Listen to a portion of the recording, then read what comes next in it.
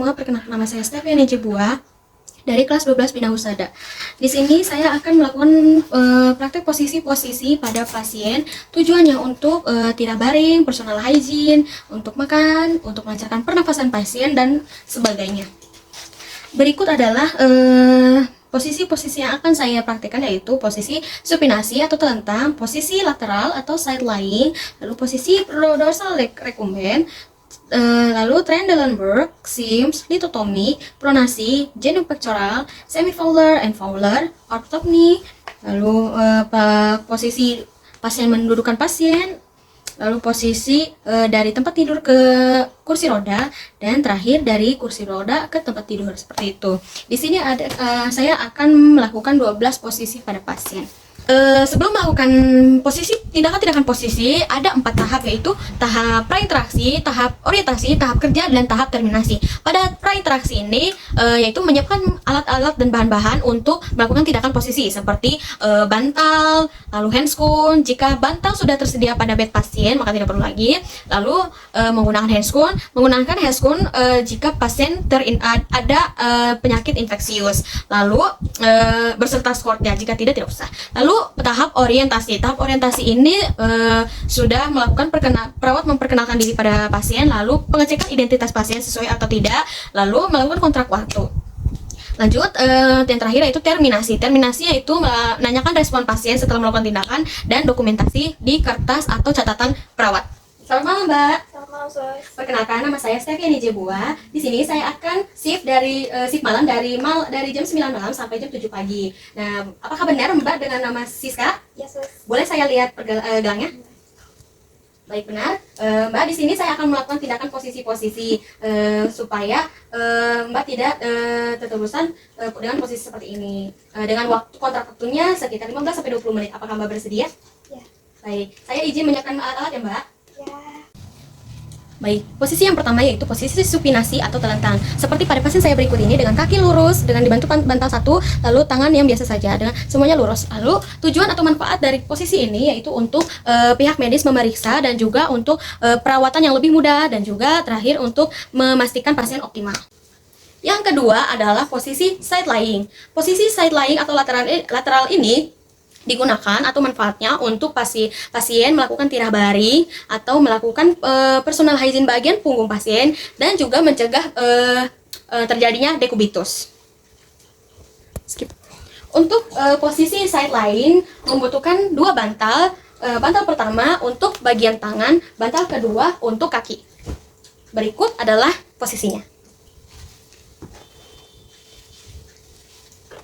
Kasih ya, Mbak.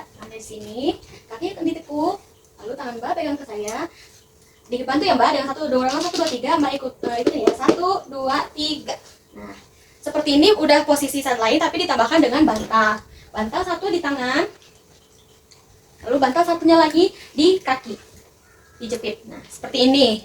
Jadi dengan seperti ini juga pasien tidak akan terjadi dekubitus pada punggung karena terlalu lama penekanan. Posisi yang ketiga yaitu posisi dorsal recumbent. Dorsal recumbent yaitu dengan kedua kaki ditekuk seperti ini. Nah, seperti ini sudah sedikit dibuka. Manfaatnya yaitu untuk pengecekan bagian-bagian tertentu dan juga pengecekan perut dan untuk melakukan jalan lahirnya pada ibu-ibu hamil. Baik, yang keempat adalah posisi Trendelenburg. Trendelenburg ini yaitu dengan posisi kepala paling rendah dan posisi kaki paling tinggi, dengan dibantu bantal pada bagian pantat itu dengan 2 bantal, lalu pada bagian kaki dengan 3 atau 4 bantal supaya menyesuaikan tingginya. Lalu manfaat dari posisi Trendelenburg ini yaitu meningkatkan peredaran darah ke otak, lalu mempercepat juga nih penyebaran anestesi epiduralnya. Lalu pada pasien apa aja untuk Trendelenburg ini? Pada pasien shock dan juga pendarahan. Posisi yang kelima yaitu posisi Sims dengan manfaat yaitu untuk mengurangi aspirasi cairan, dan lalu untuk digunakan untuk pasien lumpuh karena dapat mengurangi tekanan pada sakrum. Lalu posisi Sims juga digunakan untuk perawatan perineum, dan posisi ini juga nyaman untuk tidurnya wanita hamil. Dan seperti ini untuk posisinya, dengan tangan pasien di bawah saya, lalu kaki pasien ditekuk, lalu dengan cepat digeser dengan kanan tangan, dan tangan ini yang belakang harus dalam posisi seperti ini. Lalu ditambahkan 2 bantal. Yang pertama, bantalnya ada di kanan ini, lalu yang kedua di sela kaki. Nah, posisi yang keenam itu posisi litotomi. Posisi litotomi yaitu ada pada ruang operasi, karena dia akan ada seperti papan di bagian sini. Karena tidak ada, maka saya angkatkan dengan kedua bantal. Nah, posisinya kurang lebih seperti ini, dan di sini kan akan kosong. Nah, manfaat dari posisi ini untuk melancarkan atau untuk pada ibu-ibu atau wanita hamil yang akan melakukan persalinan, dan juga untuk pemeriksaan vagina pada ibu hamil. Lanjut, yaitu yang ketujuh, posisi pronasi. Posisi pronasi ini manfaatnya yaitu peningkatan paru dorsal dalam pertukaran udara, dan lalu drainase sekresi paru, lalu pertukaran gas, dan terakhir penurunan paru oleh organ abdomen. Nah, gerakannya seperti ini dengan telungkup.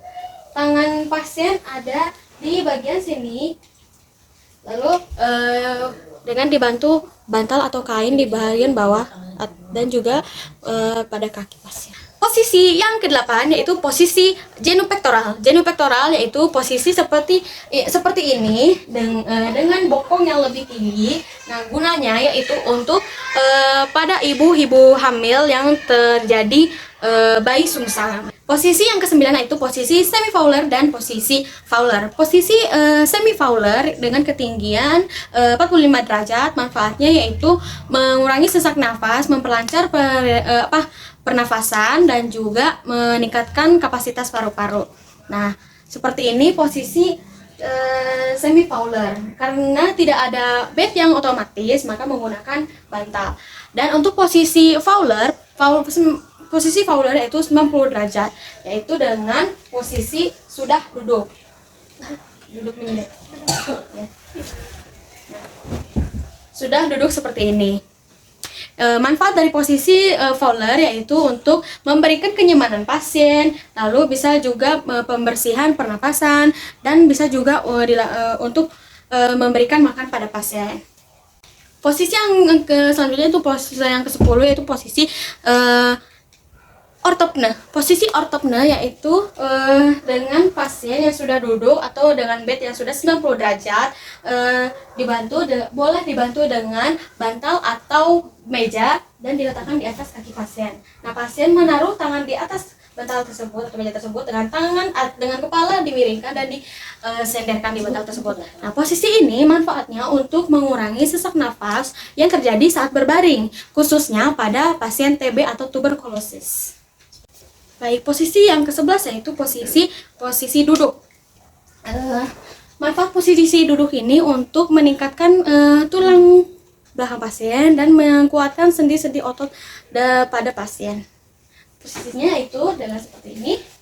Tangan kanan pasien di sini, tangan kiri pasien di bawah saya, kaki kiri pasien ditekuk, lalu tangan saya yang kiri masuk ke bawah leher, lalu saya memegang di bagian lutut, tapi di bawahnya, yaitu bagian polopitea.